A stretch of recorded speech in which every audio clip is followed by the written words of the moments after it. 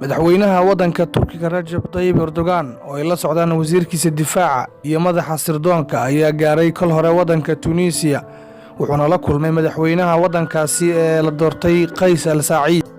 Erdogan ayaa la sheegay inuu ka dalbaday madaxweyne Qays al-Saciid sidii uu uga qayb qaadan lahaa dagaal ka dhan ah generaalka Khalifa Haftar. Erdogan waxa uu sidoo kale sheegay in Qays al-Saciid iyo dhammaan muwaadiniinta Tunisia ay u suurtagal u tahay inay ka qayb qaataan xalinta khilaafaadka ka taagan waddanka Liibiya haddii ay tahay heshiis iyo haddii ay tahay dagaalba. madaxweyne Rajab Tayyip Erdogan ayaa sheegay in jirto suurtagalnimo ah in ciidamada waddankiisa ay gaaraan waddanka Liibiya si ay u difaacaan dawladda Liibiya.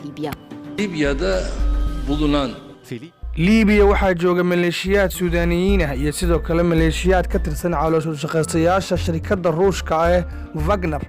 Maxay halkaas u joogaan? Maxay ka sameynayaan? Inagu waxaan heshiis la leenahay dawladda sharciga ah ee Liibiya.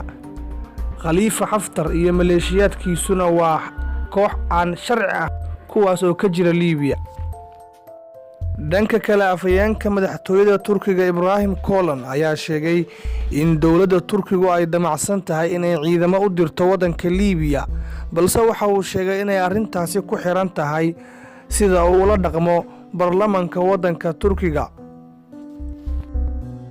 Majalada The Guardian ayaa sheegaysa in maleeshiyada caloosha shaqaystayaal reer Suudaan ay ka barbar dagaalamayaan Khalifa Haftar kuwaas oo ka soo jeeda gobolka Darfur halka ciidamada dawladda Suudaan ee la yiraahdo gurmadka degdega ah ee hogaamiye generaal dilaaga ah ee Hamditi ay ka qayb yihiin. sidoo kale waxay sheegtay majalada Washington Post inay jiraan maleeshiyaadka Wagner kuwaas oo ka dagaalamaya waddanka Liibiya. duuliye ka tirsan dagaalyahanada Haftar oo la qabtay ayaa sheegay inay jiraan maleeshiyaadkaas iyo sidoo kale taageerada dhanka hubka ah ee ka imanaya waddanka Imaaraadka.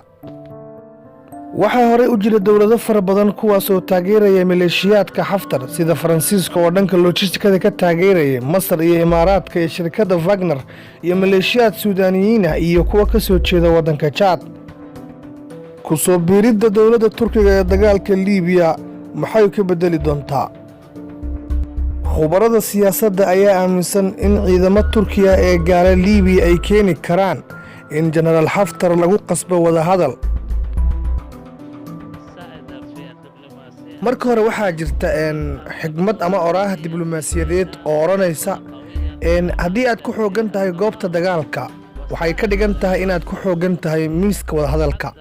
sidaas darteed maalmihii ugu dambeeyay warbaahinta Turkiga waxay aad u daneynayeen sida uu qaanuunkani baarlamaanka u mari doono.